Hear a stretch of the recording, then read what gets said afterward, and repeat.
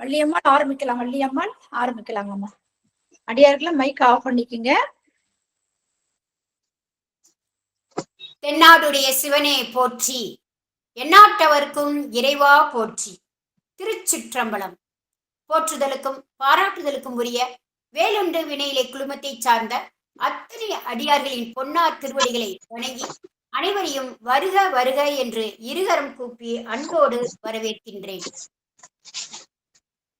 இன்றைய சிறப்பு விருந்தினராக வருகை புரிந்திருக்கும் சிவத்திரு சண்முக வடிவ அம்மா அவர்களை வேலுண்டு வினையிலே குழுமம் சார்பாக வருக வருக என்று இருகரம் கூப்பி அன்போடு வரவேற்கின்றேன்.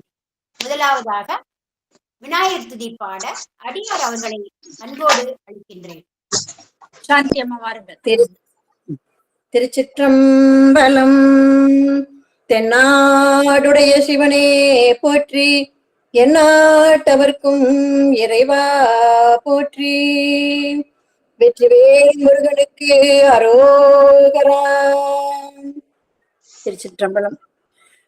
பிடியது 100 ஊமை கொலமிகு கரியது வடிகொடு தனதடி வழிபடும் அவர்கிட.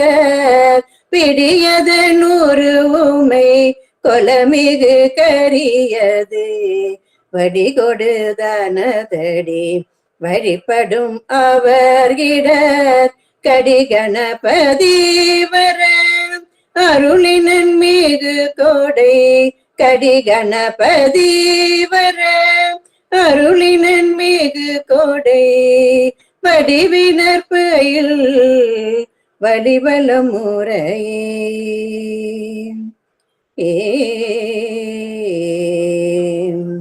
திருச்சிற்றம்பலம். மிக சிறப்பு அம்மா, மிக்க நன்றி அம்மா. அடுத்ததாக நால்வர் துதி பாட அடியார் அவர்களை அன்போடு வரவேற்கின்றேன். ஊழியர்கோன் வெப்பொழித்த புகழியர்கோன் கழல் போற்றி. ஆழிமிசை கல்மிந்தப்பில் அணைந்த பிரான் அடி போற்றி. வாழி திரு நாவலூர் வன்தொண்டர் பதம் போற்றி. ஊழிமளி திருவாத ஊரர் திருத்தாள் போற்றி. மிக்க நன்றி அம்மா. வரவேற்புரை. வேலுண்டு வினையிலை குழுமத்தின் தலைவர் திரு ஆனந்த அன்பழகன் ஐயா அவர்களுக்கும், அவர்கள் சிறந்த சித்தாந்த ஞானியாக திகழ்கின்றார், சிறந்த கல்வியாளர், மாணவ செல்வங்களை மலரை சொல்லோடு அவருக்கு சிவநெறி ஒழுக்கங்களை ஆன்மீக பண்புகளை சிறப்பாக எடுத்திருக்கக்கூடிய திறமை வாய்ந்த ஞான குருவாக திகழும் நமது தலைவர் சிவத்திரு ஆனந்த அன்பழகன் ஐயா அவர்களை வருக வருக என்று இருகரம் கூப்பி அன்போடு வரவேற்கின்றேன்.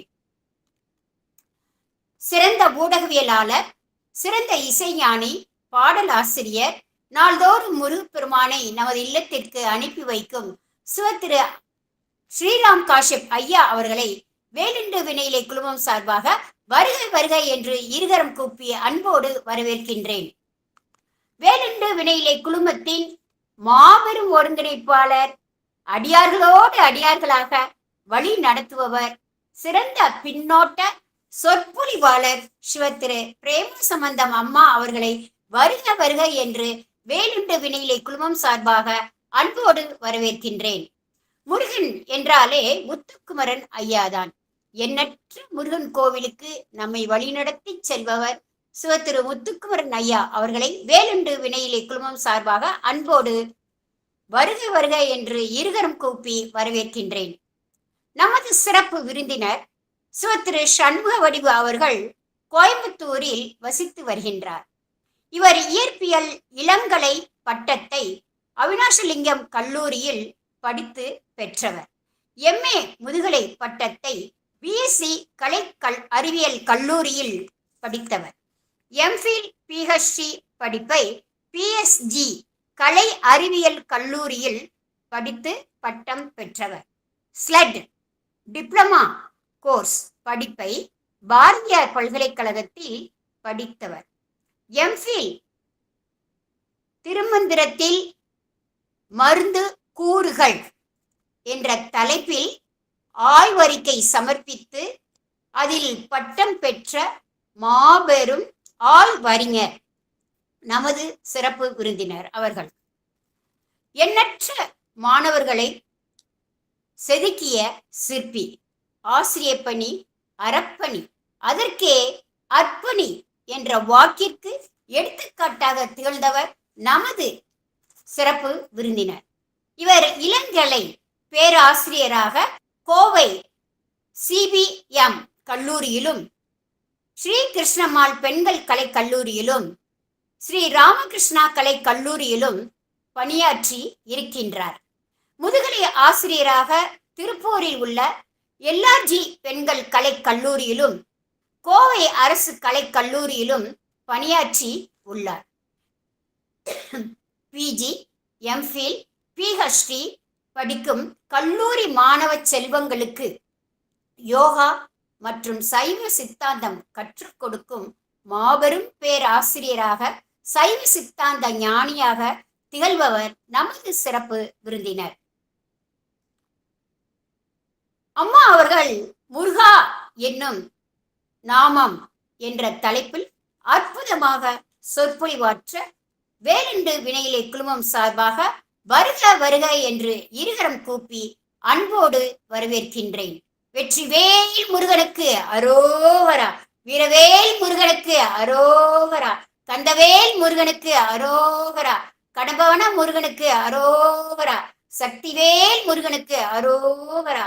முருகா சரணம். அம்மா, மேடை இனி தங்கள் வசம். மிக்க நன்றி அம்மா.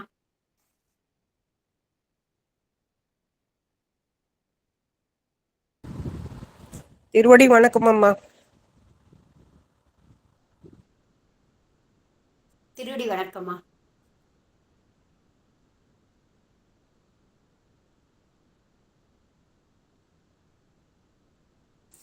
அக்கா மியூட்ல இருக்கீங்க அக்கா. அம்மா மைக் ஆன் பண்ணி பேசுங்கம்மா. மைக் ஆன் பண்ணி. அனைவருக்கும் வணக்கம். திருச்சிற்றம்பலம். வியமோ வியாபி பரசிவ பிரம்மாத்மஹம் மானசம் சிருஷ்டி ஸ்திதி அதிகார போகமலம் பாவாத்மஹம்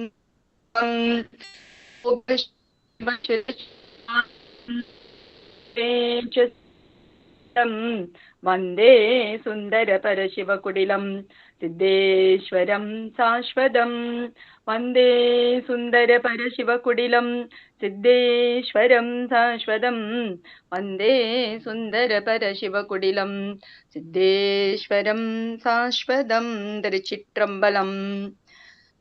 வேலுண்டு வினையில்லை என்று அருமையான ஒரு குழுமத்தில் கூடியிருக்கக்கூடிய அனைவரின் திருப்பாதங்களையும் வணங்கி எம்முடைய குருநாதரின் சேவடிகளை பணிந்து போற்றி யாம் இன்று முருகா எனும் நாமம் என்ற தலைப்பில் பேச இருக்கிறோம். சிறிய சிந்தனைகளை ஆழமாக உங்களுக்குள் பதித்து கொள்ளுமாறு என்னுடைய அறிவு கெட்டியபடி நான் சில சிந்தனைகளை இப்போது உங்களுக்கு தர இருக்கிறேன்.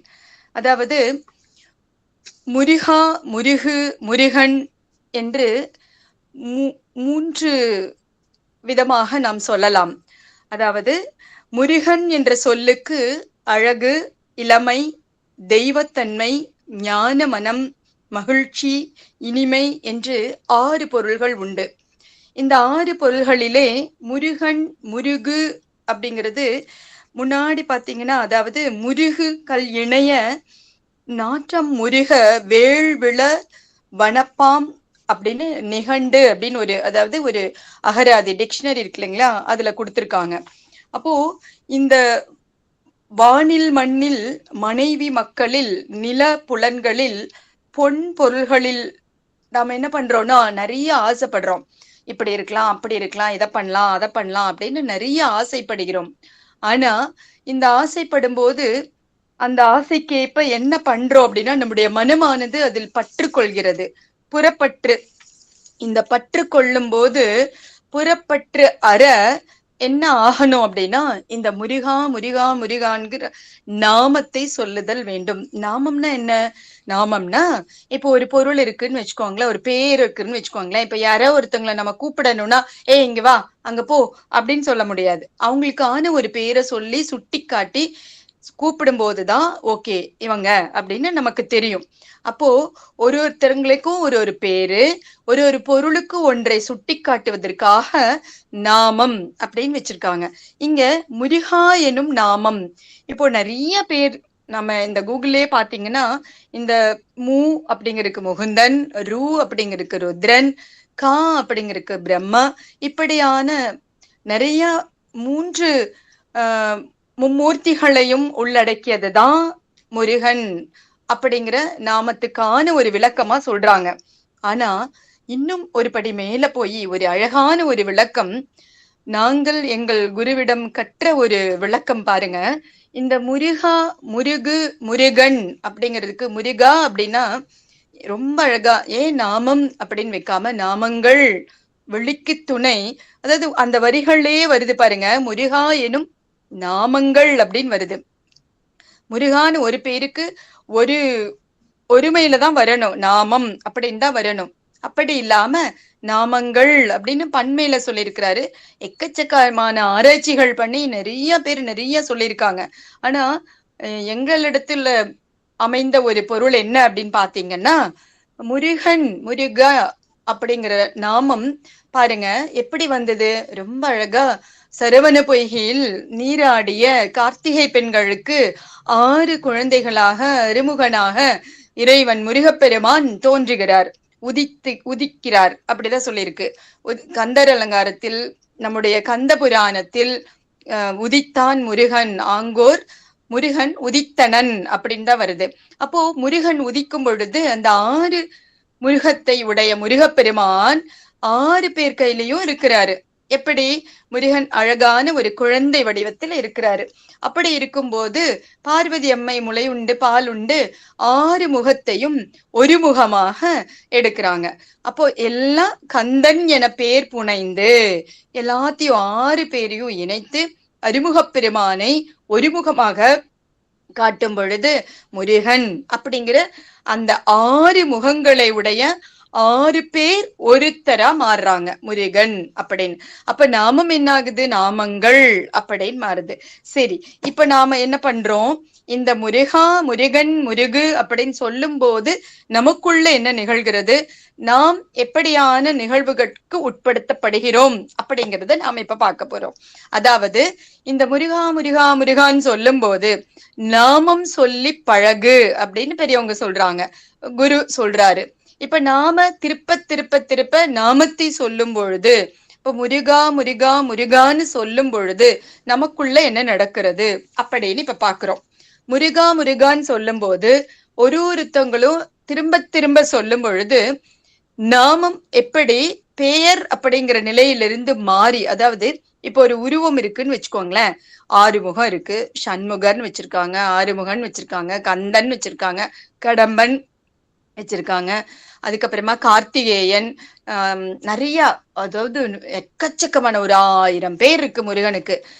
அந்த அத்தனை பேர்களும் ஒரு கோவில முத்துக்குமரன், செல்வக்குமரன், இப்படி குமரன், குகன், கடம்பன், பாலதண்டவாணி, இப்படியான மருதமலை முருகன், எக்கச்சக்கமா நம்மள சுத்தியே நாம நிறைய முருகப்பெருமான பாக்குறோம். பெயர்கள் வேறு வேறாக இருந்தாலும் வேலவனை நாம் தொழும்போது முருகா முருகா முருகான்னு சொல்லி கும்பிடுறோம். அப்போ இந்த முருகனுக்கு 1000 பேர் இருந்தாலும் அந்த உருவத்தை, வேல் கொண்டு நிற்கும் முகத்தை நாம பார்க்கும் போது முருகான்னு நம்ம சொல்றோம் இல்லைங்களா, அந்த உருவம் நமக்குள் பதிகிறது.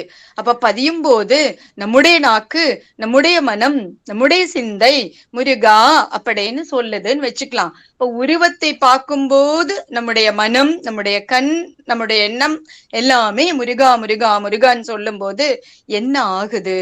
அந்த நாமம் அந்த பெயர் நமக்குள் பதிந்து அது மந்திரமாக மாறுகிறது. இதாங்க ரொம்ப ரொம்ப ரொம்ப முக்கியம். இப்ப ஒருமுக கடவுளானோ ஆறுமுக கடவுளானோ என்னவா வேணா இருக்கட்டும், அந்த உருவத்தை பார்க்கும்போது முருகா, வேல் முருகா, நீ வேல் கொண்டு நின்று என்னுடைய துன்பத்தை தீர்த்துவை என்று புலம்புறோம். நமக்கான துன்பங்களை, நமக்கான பிரச்சனைகளை, நமக்கான இன்ப நிலைகளையும் முருகனிடத்து சொல்லி சொல்லி சொல்லி நிக்கிறோம். இன்பம் வந்தாலும் நீதான், துன்பம் வந்தாலும் நீதான், எனக்கானது உனக்கானது என்று நீ வேறு நான் வேறு எனாதிருக்க நேராக வாழ்வதற்கு அருள் கூறாய். திருப்புகழிலே வரக்கூடிய ஒரு செய்தி.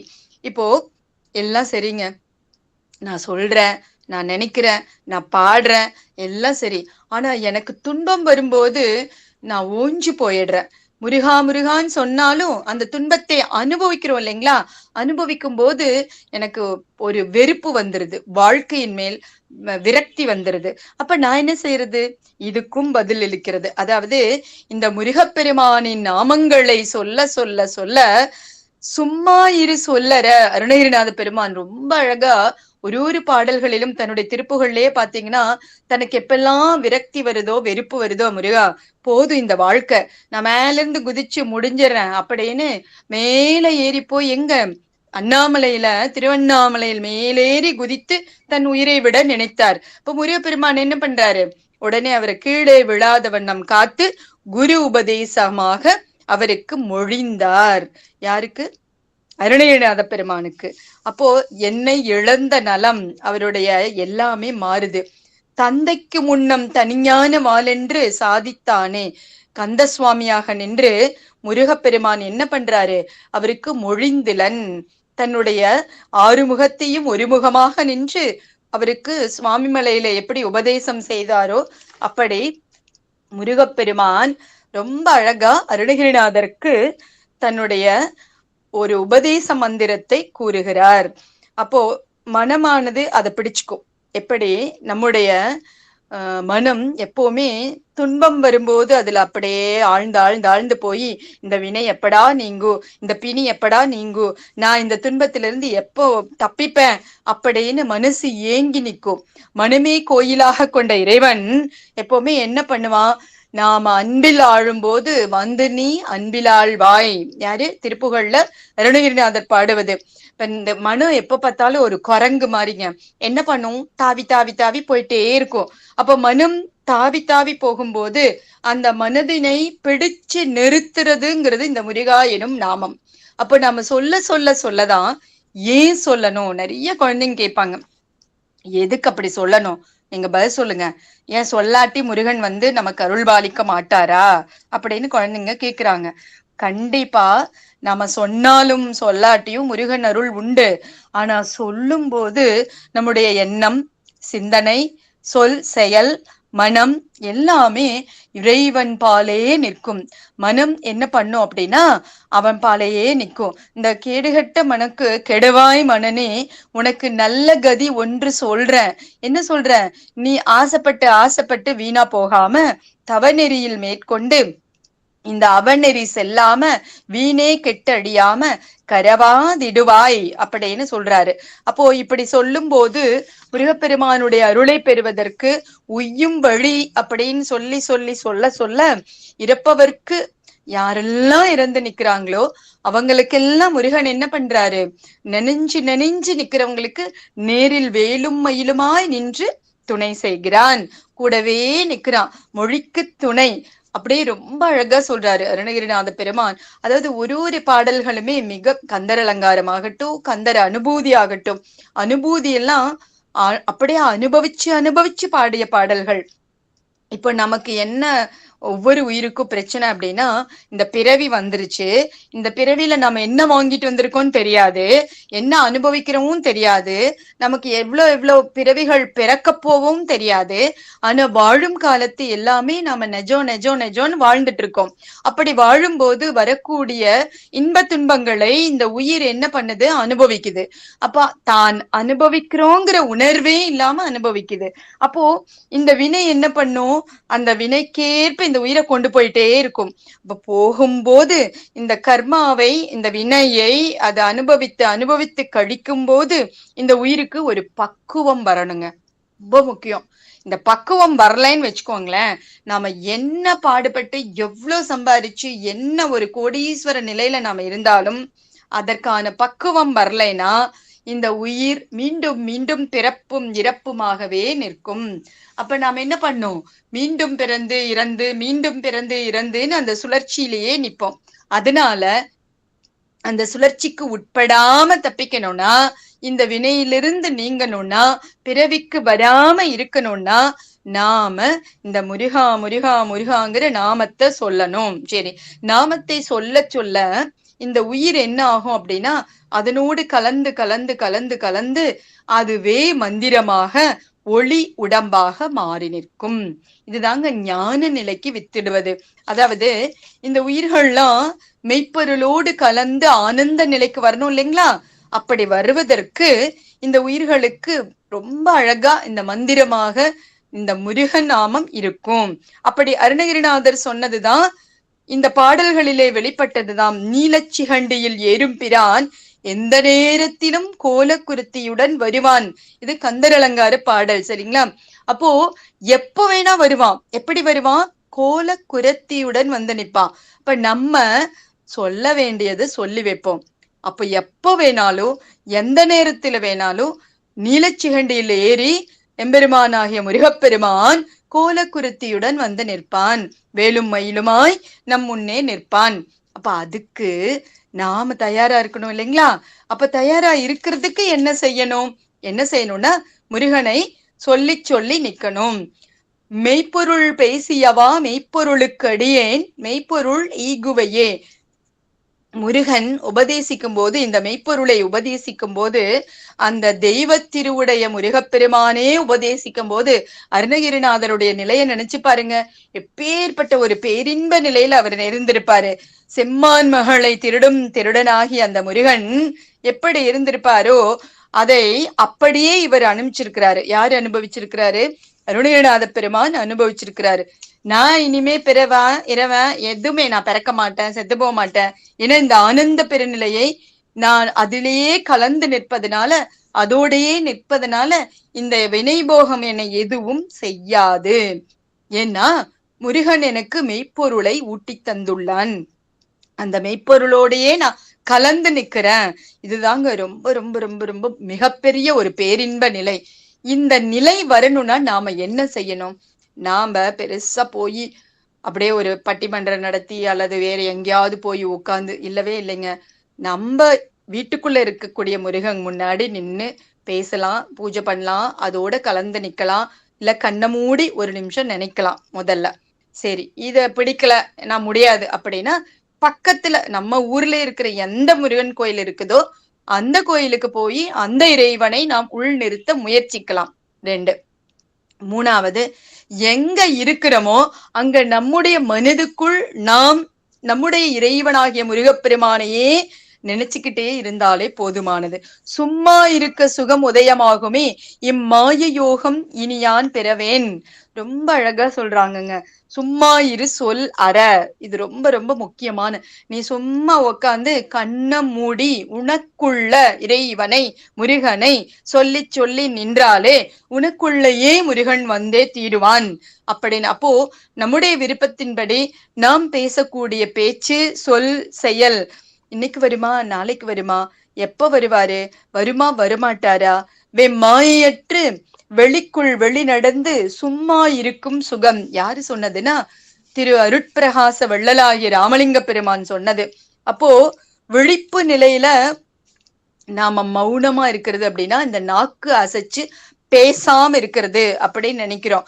ஆனா ஞானிகள்லாம் விழித்து கொண்டே இருப்பாங்க. ஆனா நினைவில் சுளுத்தி அப்புறமா மனம் என்ன ஆகும், அப்படியே செத்த பாம்பு மாதிரி வச்சிருப்பாங்க. அவர்களுடைய அந்த பெரு நிலை மிக அரிதான ஒன்று.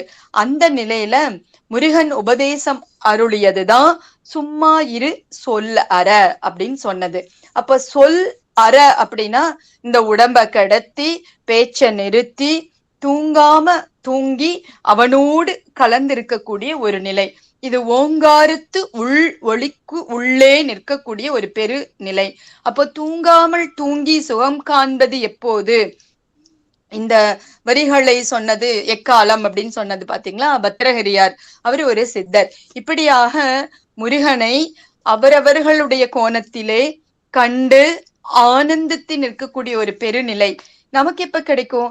பேசாம நாம முருகா முருகான்னு சொல்லிட்டு இருக்கலாங்க, இதெல்லாம் ரொம்ப கஷ்டம், இப்படியெல்லாம் நம்ம இருக்கணும்னு இல்ல அப்படின்னு நினைக்கிறவங்களுக்கு மனம் இயங்காமல் நம்முடைய புத்தியை இயங்க விடாம, அதாவது நமக்குள்ளார ஒரு 4 கருவிகள் இருக்குங்க. ஒண்ணு மனம், இன்னொன்னு புத்தி, 3வது சித்தம், 4வது அகங்காரம். இதெல்லாம் நம்ம கண்ணுக்கு பார்க்க முடியாது. நம்ம கண்ணுக்கு பாக்குறது இந்த கை, காலு, கண்ணு, மூக்கு, இதெல்லாம் தான் நம்ம பாக்குறோம். புறத்துல இருக்கக்கூடியதை நம்ம பாக்குறோம், அகத்துல இருக்கக்கூடியது நமக்கு தெரியாது. அகத்துல இருக்கக்கூடிய இந்த 4ல மனம் என்ன பண்ணும் அப்படின்னா, எப்பவுமே ஏதாவது ஒன்றை சிந்தித்து கொண்டே இருக்கும். புத்தி என்ன பண்ணும்? இது நல்லது கெட்டது, இது செய்யாத, இது செய்யின்னு சொல்லிக்கிட்டே இருக்கும். அப்போ இந்த புத்தி நல்லது கெட்டது சொன்ன உடனே சிந்தனை சித்தம் செய்து அகங்காரம் செய்து முடித்துவிடும். அப்ப பொருள்களை இது இதுன்னு ஆராய்ச்சி பண்ணி புத்தி நல்லது கெட்டது சொல்ல, சித்தம் சிந்திச்சு கண்ணை மூடி திறக்கிறதுக்குள்ள அகங்காரம் செஞ்சு முடிச்சிரும். அப்போ முருகா நீ பேசாம இரு அப்படின்னு சொன்னேன்னா, இந்த திருவருள் என்ன பண்ணுது? உபதேசம் செய்ய உன்னை கூட்டி கொண்டு வந்து நிறுத்திடுச்சு. நீ என்னோட காதுல உபதேசம் பண்ணிட்ட. அப்ப அந்த வாங்கின மந்திரத்தை மனம் என்ன பண்ணணும்? அப்படியே சொல்லி சொல்லி சொல்லி அதோடு கலந்து நிக்கணும். பாருங்க, இப்போ ரொம்ப ரொம்ப முக்கியம். இந்த மனமானது முருகனை சொன்னவுடன் முருகா முருகா அப்படின்னு சொன்ன உடனே எனக்கு பயன் கிட்டணும் அப்படின்னு நினைச்சா முடியுமா? எப்படி முடியும்? நான் முருகா முருகா முருகான்னு 1000 வாட்டி சொல்லிட்டேங்க, எந்த பயனும் கிட்டல அப்படின்னு நிறைய பேர் சொல்லியிருக்காங்க. ஆனா இப்போ ஒரு விறகு எரிக்கணும், காய வைக்கணும், தீ மூட்டணும், பச்சை மரம் காயணும், அதுக்கப்புறமா காட்டு தீக்கு போகணும். இப்படி பசுமையை போக்கி ஒரு பொருளை வேக வைக்கிறதுக்கு இத்தனை ஒரு வேலைப்பாடுகள் நம்ம செஞ்சாகணும். அது மாதிரிதான் முருகா முருகா முருகாங்கிற நாமத்தை, நாம் குரு உபதேசித்த மந்திரத்தை பல முறை நமக்குள்ள சொல்லி சொல்லி சொல்லி சொல்லி செஞ்சோன்னா குருவை நமக்குள் வந்து நின்று தெளிந்து அருள்பாலிப்பார். இதெல்லாம் மிகப்பெரிய ஒரு பேரானந்த நிலை. அரும்பெறல் மரபின் பெரும்பெயர் முருக. இது எங்க வருது அப்படின்னா, திருமுருகாற்றுப்படை அப்படின்னு நம்முடைய சங்க இலக்கியங்கள்ல ரொம்ப ரொம்ப முக்கியமான ஒரு நூல். 14 கீழ்கணக்கு நூல்கள்ல ரொம்ப முக்கியமா எத்தனையோ நூல்கள், 18 நூல்கள் இருக்குது. அதுல பாத்தீங்கன்னா சங்ககால மேற்கணக்கு சங்க இலக்கியங்கள்ல 17 மேல்கணக்கு நூல்கள், 17 கீழ்கணக்கு நூல்கள் நிறைய இருக்கு. அதுக்கப்புறமா அடுத்த நிலைகள்ல பாத்தீங்கன்னா இந்த திருமுருகாற்றுப்படைய முதல் நூலா வச்சிருப்பாங்க. அரும்பெறல் மரபின் பெரும் பெயர் முருக, தனிவேல் முனி ஒப்பற்ற மெய்ஞானமே வேல். இறைவனுடைய நாமங்களிலே தலை சிறந்த நாமமாக சொல்லப்படுவது இந்த முருகா என்னும் நாமம். இந்த செய்திகள் எல்லாம் அந்த திருமுருகாற்றுப்படையிலே சொல்லக்கூடிய செய்தி. மிக உயர்ந்த நிலையினை இந்த பாடல்களை உள்ளும் தோறும், நினைக்கும் தோறும், கேட்கும் தோறும், நாம் மனதால் உணரும் தோறும் அந்த உணர்வு அஞ்ஞானத்தை நீக்கி மெய்ஞானத்தை தருவதாகவும் இருக்கும். இது எப்படிங்க முடியும்? இப்போ நம்ம ஒண்ணு பாக்குறோம், பார்த்த உடனே அந்த காட்சி என்ன பண்ணுது? நம்ம கண்ணுக்குள்ள போய் மனசுக்குள்ள பதியும். பதிஞ்ச உடனே நம்ம என்ன பண்றோம்? சரி, இது இந்த பொருள், இது இந்த பொருள் அப்படின்னு நம்முடைய மூளைக்கு சொல்லுது. இப்போ ஒரு சிலைய பாக்குறோம், இது சிலை அப்படின்னு நம்முடைய கண்ணு சொல்லுது. கண்ணு பார்த்த உடனே சொல்றத மனசு ஏத்துக்குது. இப்ப இது சிலைன்னு பார்க்காம முருகான்னு பார்த்தோம்னா, முருகன் நான் தேடி வந்ததை கொடுப்பான். முருகா நான் உனக்காக சஷ்டி விரதம் இருக்கிறேன், முருகா நான் உனக்காக வேண்டி நிக்கிற, நீ எனக்கு அருள்வாளி அப்படின்னு அவன் அருளே கண்ணாக காணினல்லால் இப்படியன் இந்நிறத்தன் இவ்வண்ணத்தன் இவனிறைவன் என்றெழுதி காட்டோனாதே. இப்படி நவுக்கிரச பெருமான் பாடியது. முருகனை குருவாக வேண்டி பலகாலம் தவம் இருந்து ஒரு நாள் கண்டிப்பா முருகன் என்ன பண்ணுவான்? குருவாக வந்தருளி அருள் பெற்று அவனுடைய அருளாலேயே நாம் நிற்பதற்கான ஒரு தகுதிப்பாடை கொடுத்தே தீருவான். அப்போ இந்த ரொம்ப அழகா நம்ம கந்தர் கலிவெண்பான்னு ஒரு நூல் இருக்குங்க. முருகன் என்ற ஒரு திருப்பேர் கொண்டு, அதாவது இந்த உலகத்துல முருகன் வந்து என்ன பண்றானா, உருவமா இருக்கிறான், அருவமா இருக்கிறான், அனாதியா இருக்கிறான், எத்தனையோ உயிர்கள் கிடக்குது. அங்க ஒரு திருமுருகன் வந்து ஆங்கு உதித்தனன் அப்படின்னு கந்தபுராணம் சொல்றத இந்த கந்தர் அனுபூதியில கந்தர் கலிவெண்பாலை எல்லாம் என்ன பண்றாங்க, அப்படியே கொண்டு வராங்க. ஆணவமான படலம் கிழித்து அப்படின்னு சொல்றாங்க. என்னங்க அது ஆணவமான, எல்லாரும் நினைச்சுக்கிறோம் ஆணவம் அப்படின்னா ஒரு அகங்காரம், ஒரு கர்வம், ஒரு செருக்கு அப்படிலாம் நினைச்சுக்கிறோம். அதெல்லாம் தாண்டி இந்த ஆணவம் அப்படிங்கிறது நம்முடைய சைவ சித்தாந்தம் பாடம் கேட்டவங்களுக்கு நல்ல சிவமையா நிறைய விளக்கி இருப்பாரு. என்ன சொல்லியிருப்பாரு, அதாவது மும்மலங்கள் அப்படின்னு சொல்லியிருக்கிறாரு, ஆணவம் கண்மம் மாயை அப்படின்னு சொல்லியிருக்கிறாரு.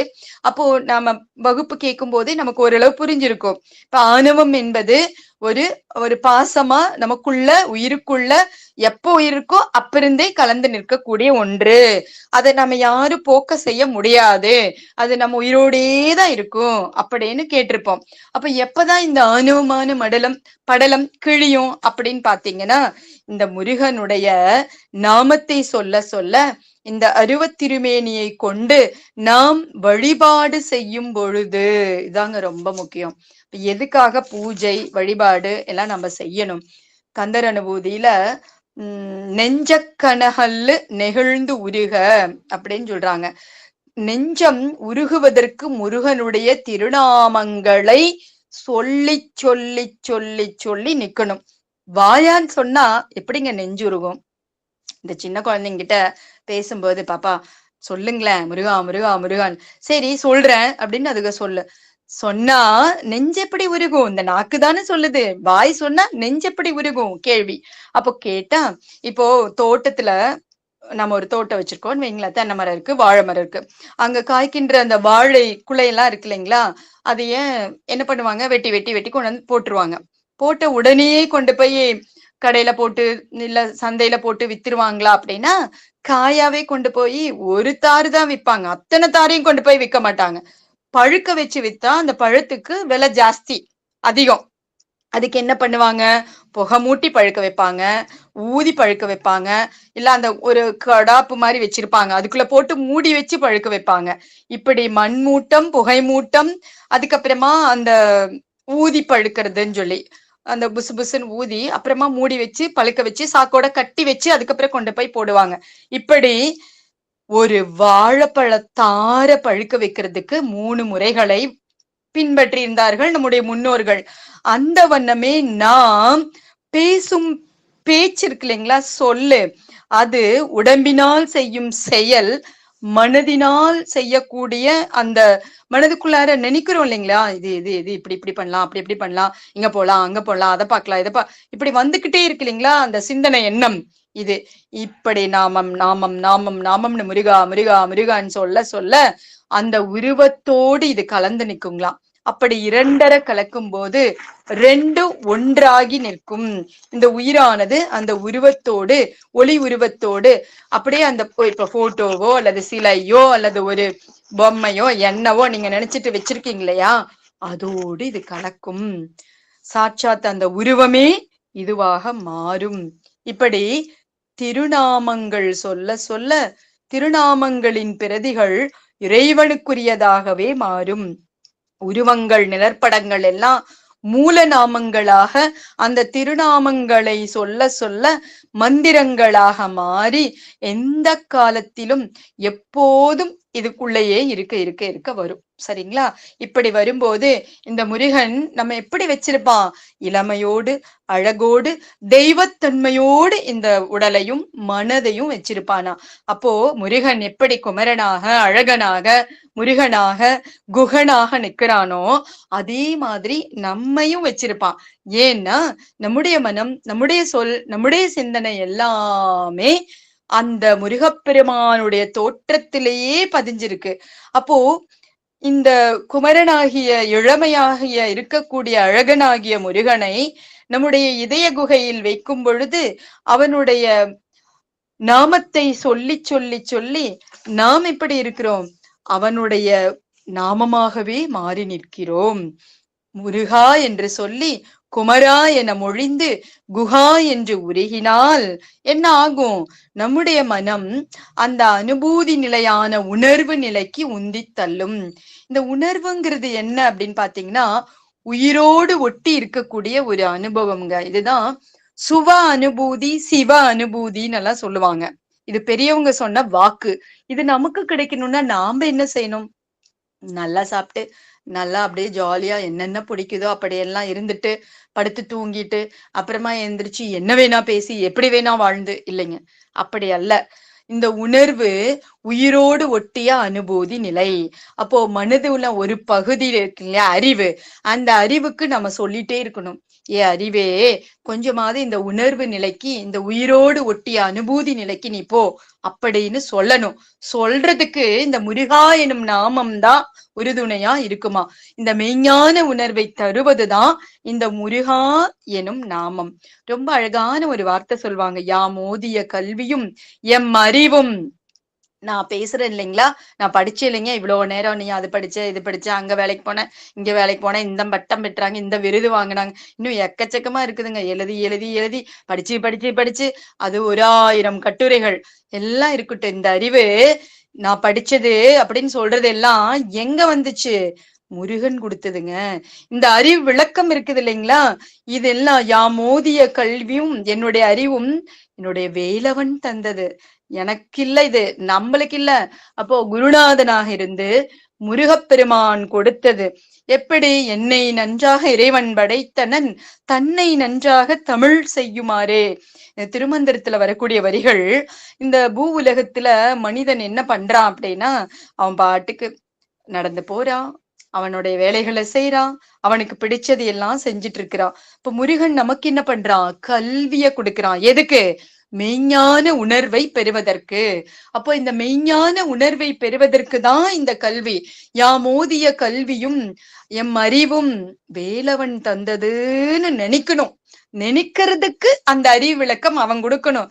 இல்லைன்னா என்ன ஆகும்? நான் படிச்சேன், நான் இந்த உலகத்திலேயே என்னோட அறிவுதான் மிகச்சிறந்த அறிவு அப்படின்னு வாழ்ந்து கடைசியில ஒரு நாள் இந்த உடம்பை விட்டு உயிர் பிரிஞ்சிரும். உயிர் பிரிஞ்சதுக்கு அப்புறம் ஒண்ணுமே செய்ய முடியாதுங்க.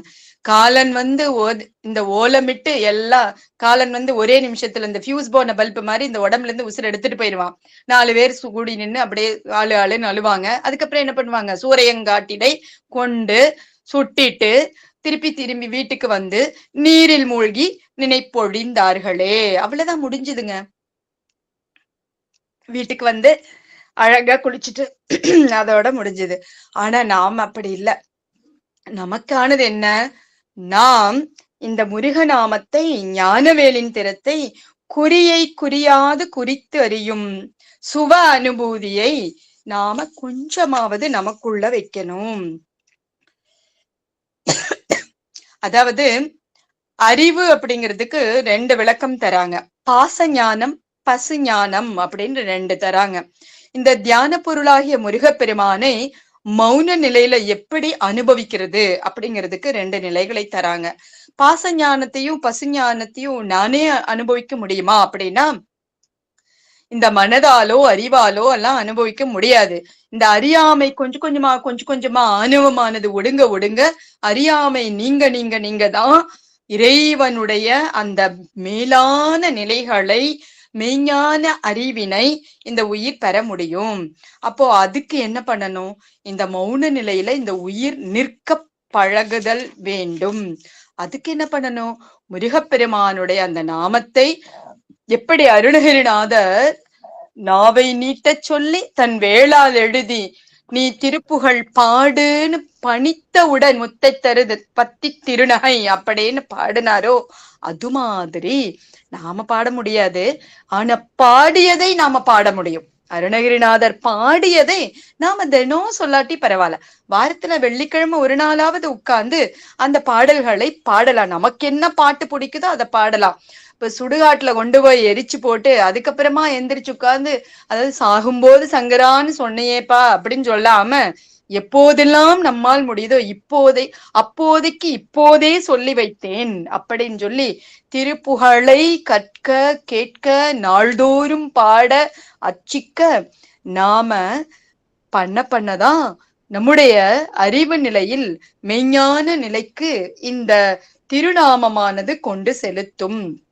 அதுக்கு என்னென்ன வழினா விருப்பத்தோடு சொல்லணுமா. நாமத்தை சொல்லும் போது முருகன் சொல்லிட்டா, இருங்க 108 தடவை சொல்லணும், அவ்வளவுதானே, 1 செகண்ட் அந்த அப்படின்னு சொன்னா பிரயோஜனம் இல்ல. அப்ப நாம எப்படி சொல்லணும்? சொல்லும் போதே அந்த முருகனை, அந்த வேலவனை, அந்த கந்தனை, அந்த கடம்பனை, அந்த கார்த்திகேயனை உள்ள வச்சு வச்சு வச்சு, முருகா உன்னோட பாதம் எனக்கு வேணும், முருகா நீ எனக்கு உடனிருந்து செயல்படு அப்படின்னு சொல்லி சொல்லி சொல்லி நமக்குள் பதித்து பதித்து பதித்து நாக்கு தழும்பேற, நாக்கு உள் நிறுத்தி நிறுத்தி நிறுத்தி அதனோடு கலந்து அந்தாதி இல்லா இறைவனுக்கு அந்தாதி ஒன்று உரைத்தும் நந்தா வகுப்பலங்காரம் அவர்க்கே நனி புகழும் முந்தா தருவில் அவன் புகழ் ஊதியும் முற்றும் எந்தாய் அருணகிரிநாதா என்னை நீ சொன்ன ஏன்றருளே அப்படின்னு இந்த அருணகிரிநாத பெருமானுக்கு ரொம்ப அழகா சொல்லியிருக்காங்க. அதாவது அருணகிரிநாத பெருமான் பாருங்களேன், எப்போதும் அந்த முருகனையே நினைச்சு நினைச்சு நினைச்சு உருகி உருகி உருகி பாடி பாடி பாடி அந்த முருகனோடையே கலந்த நிலை அவருக்கு. நீங்க திருவண்ணாமலை போனீங்கன்னா அழகா ஒரு சந்நிதி வச்சிருக்காங்க, போய் பார்க்கலாம் நீங்க. அப்ப அவரை சொல்லி சொல்லி நம்ம கிருபானந்த வாரியார் பாத்தீங்கன்னா அழகா அந்த வானூர்தியில போகும்போதே மயிலே கூட்டிட்டு போன மாதிரி போனாங்க. இப்ப நாம் என்ன செய்யணும்?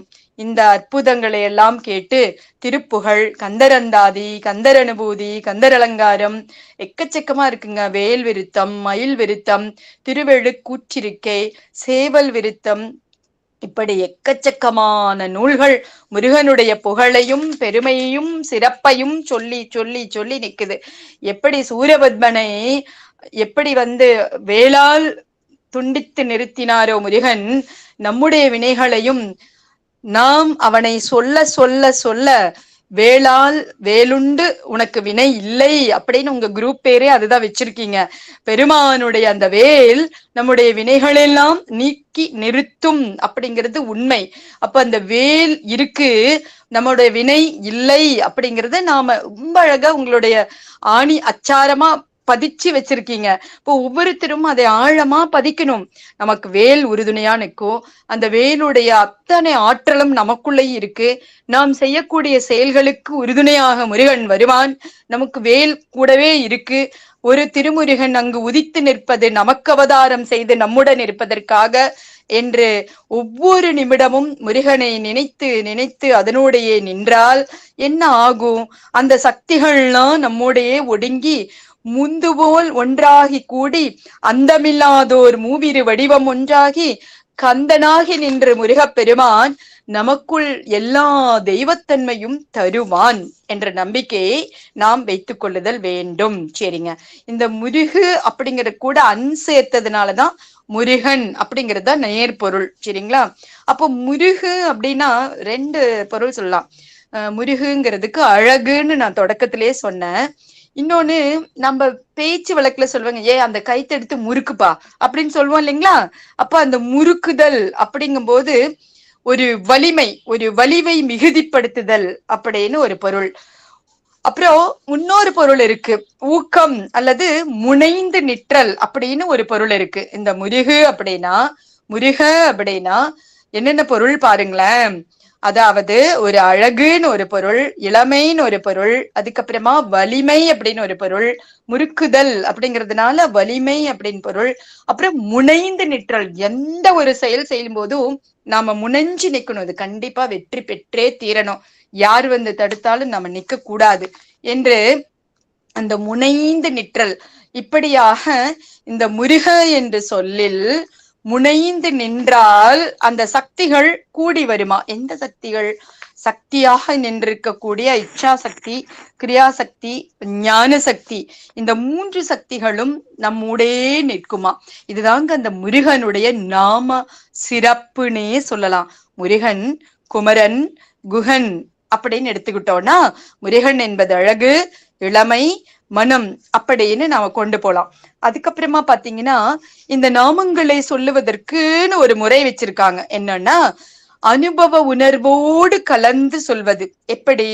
சொல்லுவதற்கு இப்ப நம்ம சொல்றோம்னு வச்சுக்கோ, இப்ப நான் பேசிட்டு இருக்கிறதெல்லாம் சொல்லுதல், அதாவது மொழிதல் அப்படின்னு பேரு.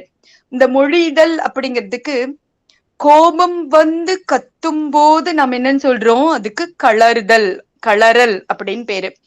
மிக மெதுவா எப்ப அது கொஞ்சம் எடுத்துட்டு வாங்கல அப்படின்னு சொன்னோம்னா அது மிளற்றல் அப்படின்னு பேரு. தமிழ்ல இப்படி வேற வேற வேற வேற சொல்றோம். மிக மெதுவாக கொஞ்சி சொல்றதுக்கு. இப்படியாக தமிழில் அனுபவ பயனாக நிறைய இருக்குதுங்க.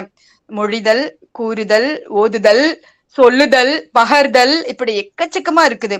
விழிக்கு துணை திருமென்மலர் பாதங்கள், மெய்மை குன்றா மொழிக்கு துணை முருகா எனும் நாமங்கள். கொஞ்சம் முன்னாடி சொன்ன முருகா அப்படின்னா ஒருமை, அதுக்கு நாமம் அப்படின்னு தான் வரணும். ஆனா அப்படி வராம மொழிக்கு துணை என்னவாம், முருகா எனும் நாமங்கள். முன்பு செய்த பழிக்கு துணை அவன் பன்னிரு தோலும் பயங்களும், தனி வழிக்கு துணை வடிவேலும் செங்கோடன் மயூரமுமே. ரொம்ப அழகா சொல்றாங்க. நம்ம வாழும்போது ஒரு நாளும் முருகா நான் இதை செய்யறேன், நீ என் கூட இருந்து காப்பாத்து, நீ என் கூட இருந்து செயல்படுத்து முருகா, நீ இருக்கும்போது நான் ஏன் பயப்படணும், நான் நல்லது செய்ய போற, என் கூடயே நீ வா. இப்படியாக மெய்மை குன்றா மொழிக்கு துணை முருகா எனும் நாமங்கள் என்று அருணகிரிநாத பெருமான் ஒரு நிலைகளிலும் நின்று நின்று நின்று சொன்னதைதான் நாம முருகா முருகா முருகா முருகா முருகான்னு சொல்றோம். இப்ப முருகா எனும் நாமமே பல நாமங்களுக்கான பொருள்களை உள்ளடக்கி நிற்கிறது. இது என்ன சிறப்பு?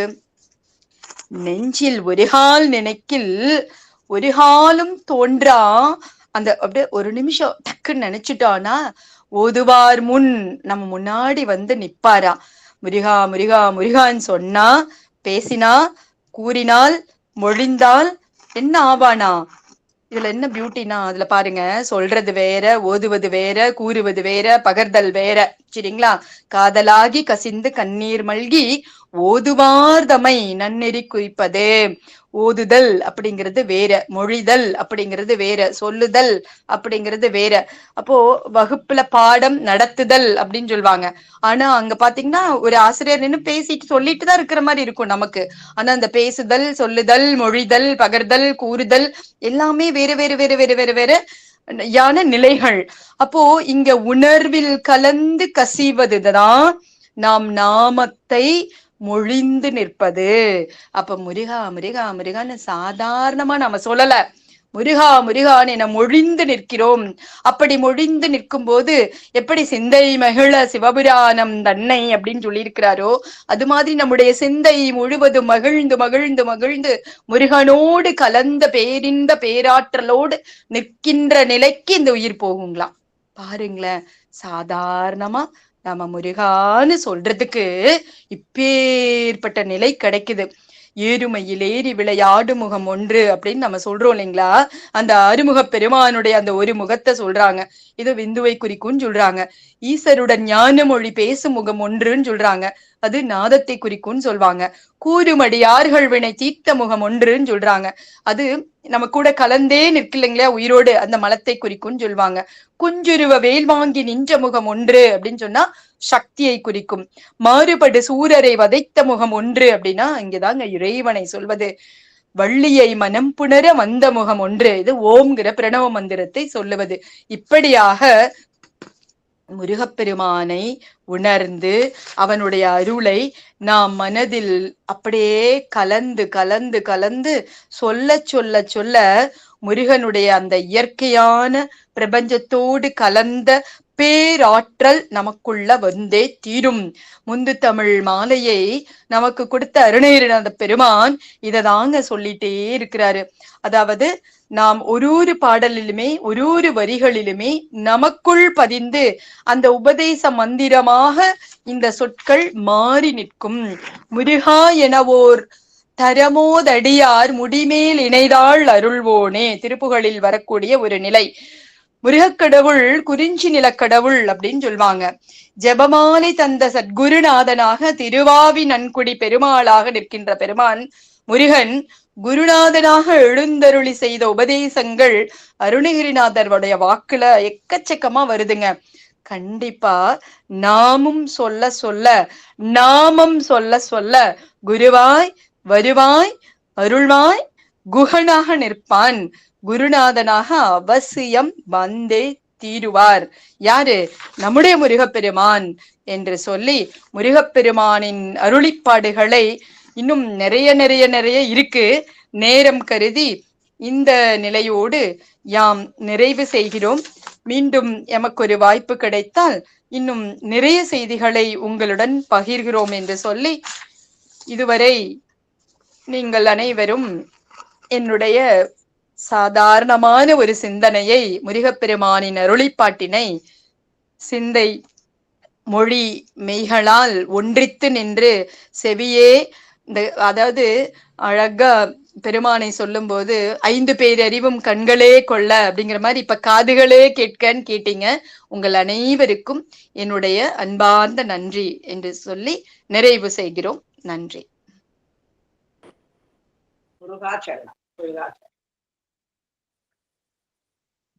சிவாயனம்மா திருச்சி. அருமை அம்மா, மிக அருமை. கேட்டுட்டே இருக்கலாம் போல இருக்கு. நீங்க இன்னும் கொஞ்சம் சொல்லுங்க. சிவாயனம். முதல்ல அம்மாவுக்கு நன்றி சொல்லிட்டு அதுக்கப்புறம் நம்ம எல்லா அடியார்களும் பேச வாய்ப்பு உண்டு. அதுக்கப்புறம் நீங்க எல்லாருமே பேசலாம். சிவாயனம். நம்ம பேருண்டு குடும்பத்துல ஒரு பழக்கம் என்ன, முதல்ல வரவேற்பு கொடுப்போம். வரவேற்புரை கொடுத்து அவங்கள மதிக்கத்தக்க அவங்கள வரவேற்போம். கடைசி முடிவுல அவங்க சொன்ன ஒரு கருத்து எப்படி நம்மளாம் உள்வாங்கணும் அப்படின்றதுதான். ஏன்னா அப்படி மேலோட்டமா அம்மாட்டு சொல்லிட்டு நான் மாட்டு இப்படி வேலை செஞ்சுட்டு இருக்க முடியாது. அம்மா ஒவ்வொரு வாரம் ஒரு ஆளாளுக்கு சொல்ற கருத்து மனசுல ஆழமா பதிஞ்சிடணும். ஏன்னா இவங்களுக்கெல்லாம் நம்ம என்ன கைமாறு செய்ய போறோம்? ஏன்னா இவங்கெல்லாம் வேலையெல்லாம் விட்டுட்டு எவ்வளவு கடமைகள் இருக்கு எல்லாருக்கும் இருக்கிற காலத்துல. அவங்கவுங்க பணியெல்லாம் விட்டுட்டு நமக்கோசரம் இந்த அருளாளர்கள்லாம் ஒவ்வொரு அருளாளர்கள்லாம் ஒவ்வொரு சனிக்கிழமை பேசக்குள்ள அந்த ஒரு விஷயத்தை நாங்கெல்லாம் உள்வாங்கி இந்த குடும்பம் அவ்வளவு சிறப்பா செயல்பட்டு இருக்கு. அந்த வகையில அம்மா இன்னைக்கு அவ்வளவு அழகாக முருகா எனும் நாமம் சிறப்பான ஒரு சின்ன தலைப்பு தான். ஆனா இதுல இவ்வளவு விஷயங்கள் அடங்கி இருக்குன்றது அவ்வளவு அழகா அம்மா எடுத்து கொடுத்துருக்காங்க. எல்லாரும் சொல்றதானப்பா என்ன முருகா எனும் நாமம் அப்படின்னு நம்ம பேசாம நினைச்சிடலாம். ஆனா அந்த ஒரு வார்த்தையில கிட்டத்தட்ட 55 நிமிஷம் விடாம அம்மா 50 நிமிஷம் விடாம பேசியிருக்கிறாங்கன்னா இது ஒரு சாதனை தான். ஏன்னு கேட்டா அவ்வளவு விஷயம். முருகா என நாமங்கள்லாம் எப்படி சொல்லணும்ன்றத அவ்வளவு அழகான ஒரு கருத்து ஒவ்வொரு பாடல் மூலியமாகவும் அருணகிரிநாதர் உணர்ந்ததை அந்த மௌனமா இருக்கிற விஷயத்த எடுத்து கொடுத்திருக்கிறாங்க. அந்த வேலும் மயிலுமா பெருமான் வருவார். நம்ம அந்த நாமத்தை சொல்லி சொல்லி சொல்லி எப்படி சொல்லணும்ன்றத விளக்கம் கொடுத்துட்டாங்க. நம்ம முருகா முருகா முருகான்னு சொல்லிட்டு இருக்கலாம். ஆனா அடிப்படை பேசிக்காதான் நம்ம குழந்தைக்கு அப்படித்தான் சொல்லுவோம். முதல்ல முருகான்னு சொல்லுப்பா அப்படின்னு சொல்லிடுவோம். ஆனா அந்த முருகா முருகா முருகா அந்த குழந்தை சொல்ல ஏதோ ஒரு காரணம் இல்லாம அந்த குழந்தைக்கு முதல்ல அடிப்படை விதியை போட்டுருவோம். அதுக்கப்புறம் போகதான் அதனுடைய அர்த்தம் அதுக்கு புரியும். அந்த மாதிரி அம்மா இன்னைக்கு இந்த முருகா என்னும் நாமங்களை எப்படி சொல்லணும் அதுக்கு ஒவ்வொரு பாடலுடைய சான்றெல்லாம் எடுத்து கொடுத்துருக்காங்க. கந்தர் அலங்காரம், கந்தர் அனுபூதி அப்படின்னு நிறைய விளக்கம் பாடல்கள்லாம் எடுத்து கொடுத்தாங்க. திருப்புகழ் ஒரு பாடல் நிறைய விளக்கம் எடுத்து கொடுத்தாங்க. அந்த மாதிரி நம்ம முதல்ல 3 விதமான சொன்னாங்க. நம்ம வீட்டுல நினைச்சு வீட்லயாவது முதல்ல பூஜை பண்ணுவோமே, அப்படி முருகா நினைச்சு செஞ்சு ஒரு நாமத்தை சொல்லிட்டு இருக்கலாமே அப்படின்னா, இல்லைன்னா பக்கத்துல இருக்க அருகாமலுக்கு ஒரு கோயிலாவது சென்று அங்க முருகனை வழிபாட பண்ணலாம் அப்படின்னு. அதுக்கப்புறம் அடுத்த நிலை என்னது, சும்மா இருந்து கொண்டே முருகனை வருவான் அந்த நம்பிக்கை அந்த நினைச்சு அந்த முருகனை மௌனமாவே நம்ம செய்யணும், வழிபாடு செய்யணும் அப்படின்னு அடுத்த நிலைக்கு போயிட்டு இருக்காங்க அம்மா. அந்த மாதிரி ஒவ்வொரு நிலையும் எப்படி பக்குவப்பட்டு நம்ம முருகன் நாமத்தை சொல்ல சொல்ல அவன் ஒளிப்பொருளாக இருக்கிற அந்த முருக பெருமான் நமக்குள்ளே கலந்துருவான். அப்ப நம்ம கலந்துட்டா என்னது, நம்மளோட வினைப்ப என்ன வராது, அடுத்த நிலைக்கு நம்ம போயிடுவோம் இல்லையா, அந்த முருகனோட ஒன்றாக கலந்துருவோம். அந்த இதை ரொம்ப அழகா சொன்னாங்க. அதாவது மனம் புத்தி சித்தம் அதுக்கு நல்ல விளக்கம் எடுத்து கொடுத்தாங்க அம்மா. மனம் எப்பவுமே ஏதாவது சிந்திச்சுதான் இருக்கும். நம்ம அந்த வழியில போகாம எப்படி நம்ம முருகனாவே நினைச்சுக்கணும். அதாவது புத்தி என்னது நல்லது கெட்டது சொல்லும். அதுக்கப்புறம் சித்தனது முடிவு எடுக்கும், உடனே அகங்காரம் வெளிப்படுத்துறோம். ஆனா நம்ம என்ன செய்யணும், அந்த மனத்தினால அந்த முருகப்பெருமானை நினைக்கணும், அந்த வழிபாடு செய்யணும். அந்த புத்தி நல்ல வழிக்கே போகணும், சித்த அதை முடிவு எடுக்கணும். அகங்காரம் என்னது அந்த முருகனை பற்றணும், அந்த அகங்காராதான் பற்றணும் அப்படின்னு ஆணவத்தை கூட விளக்கம் கொடுத்தாங்க. ரொம்ப அழிய ஆணவம் மும்மடங்கள், ஆணவம் கர்மம் மாயி, ஆணவம் எப்பயுமே நம்ம விட்டு போகாது. ஆனா குறைக்க வாய்ப்பு இருக்கு. அந்த குறைச்சி நம்ம கொண்டுன்னு வரலாம் அப்படின்னு எல்லா அருளாளரும் சொல்லக்கூடியது. நெஞ்ச கனகல்லு அப்படி அந்த பாட்டுக்கு அவ்வளவு அழகா எடுத்து சொன்னாங்க. அந்த உருகணும்பா, எப்படி எல்லாம் வழிபாடு செய்யணும் முருகனை. நம்ம மேலோட்டமா அடுத்த நிலைக்கு போனோம். முதல்ல விதைய போட்டுறோம், அதுக்கப்புறம் மரமாகுது, அதுக்கப்புறம் காயாவது, பூ பூத்துடுது, பழமாயி கீழே விழுது. அந்த மாதிரிதான் நம்ம போகணும். ஒவ்வொரு நிலைக்காதான் அடுத்த நிலைக்கு போகணும். அப்ப எப்படி நம்ம வழிபாடு செய்யணுன்றதை அழகா எடுத்து கொடுத்தாங்க. முருகா நாமத்தை சொல்லி சொல்லி சொல்லி சொல்லி அது என்ன செய்யணும், பழக்கணுமா. அந்த மாதிரி பழத்து அதாவது ஒரு விளக்கம் கொடுத்தாங்க பாரு, ரொம்ப அருமையான ஒரு விளக்கம். ஒரு பழம்லாம் காய்க்குது நிலத்துல, பழம் முருகா நம்ம தோட்டத்துல நிறைய காய்ச்சு, இதெல்லாம் அறுவடை வந்த அறுப்படி அதை ஒரு இடத்துல கொண்டு சேர்க்கிறோம். ஆனா ஒவ்வொன்றும் ஒரு கிளியை மட்டும் பழுக்க வைக்கிறதுக்கு 3 வகையா பழுக்க வைப்போம் இல்லையா, அப்படி சொன்னாங்க பாருங்க. அந்த 3 முறைகளை பின்பற்றுறாங்க. அந்த பழத்துக்கே எப்படி இருக்கும், நம்மளுடைய நிலைமைலாம் எப்படி. அந்த மாதிரி அந்த பெருமாடு முதல்ல உருவத்தை தான் வழிபாடு பண்ணணும். அந்த பண்ணி நினைச்சு முருகான நாமத்தை சொல்லி சொல்லி சொல்லி அது உள்வாங்கி நம்ம மெய்ஞான உணர்வு பெறணும். அந்த மெய்ஞான உணர்வு எப்படின்னா அந்த மௌனத்திலேயே அந்த முருகப்பெருமான் நாமத்தை உச்சரித்து கொண்டே அந்த நிலையை நம்ம அடையணும்னு சொல்லி உதாரணமாக நிறைய பாடல் விளக்கம் எடுத்து கொடுத்தாங்க. நம்ம முருகனை பாடணும், அர்ச்சிக்கணும், நமக்குள்ளே இருக்கிற அந்த நாக்கு வழியா அந்த இது ஏறிடுமா, தழும்பே ஏறிடுமா நாக்குல. அதை சொல்லி சொல்லி சொன்னாங்க இல்லையா, அந்த மாதிரி முருகப்பெருமானை நம்ம வழிபாடு செய்யணும். அவங்க சொல்றது மட்டும் இல்லாம அந்த மாதிரி நம்ம அவங்க சொல்ற ஒவ்வொரு அருளாளர் சொல்ற கருத்தெல்லாம் பின்பற்றி நாமும் முருகனை வழிபாடு செய்து மெய் உணர்வாக விளங்கணும். அந்த மெய் உணர்வு பிடிக்கணும். அதான் அந்த பாட்டினுடைய அர்த்தம். அந்த மாதிரி அடியார்கள்லாம் ரொம்ப அழகா எடுத்து அம்மா சொன்னாங்க. அவங்களுக்கு வேலுண்டு வினைக்கும் சார்பாகவும் இங்க கூடியிருக்கும் அத்தனை அடியார் சார்பாகவும் நன்றிகளையும் தெரிவித்துக் கொள்கிறேன். மேலும் மேலும் இந்த குடும்பத்திற்கு நிறைய கருத்து நீங்க சொல்லணுங்கம்மா. உங்கள் மூலியமா நாங்க நல்லா தெரிஞ்சுக்கணும். உங்களை பத்தி நிறைய சொல்லியிருக்காங்க சாந்தி அம்மா. அவ்வளவு பெருமை வாய்ந்த அடியார் பெருமக்கள்லாம் இந்த குடும்பத்துக்கு நாங்க பெரிய பாக்கியம் பெற்றுள்ளோம். மீண்டும் நீங்க நிறைய சொற்பொழிவு ஆற்றணும் என்று இறைவன்ட்ட முருகப்பெருமான்ட்டு விண்ணப்பம் வைக்கிறேன், உங்களுடைய விண்ணப்பம் வைக்கிறோம். வாழ்த்து பாடல் பாடி முடிச்சுட்டு அடுத்தவங்க எல்லாருக்கும் வாய்ப்பு விட்டுங்கம்மா. நீங்க பேசிட்டு போகணும், அவசரப்பட்டு யாரும் வெளியேற வேண்டாம். வான்மையில் வழாது பெய்க மழி வளம் சுரக்க மன்னன் கோன்முறை அரசு செய்க குறைவிலாது உயிர்கள் வாழ்க. நான் மறைவி அரங்கள் ஓங்க நல்தவம் வேள்வி மல்க மேன்மை கொள் செய்வ நீங்குக உலகமெல்லாம். மேன்மை கொள் செய்வ நீதி விளங்குக உலகமெல்லாம்.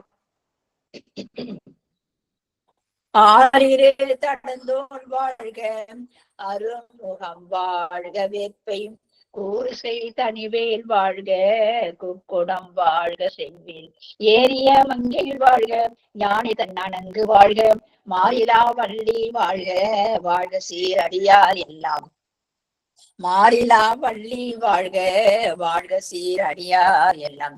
வாழ்க சீரடியார் எல்லாம். திருச்சிற்றம்பலம். வெற்றிவே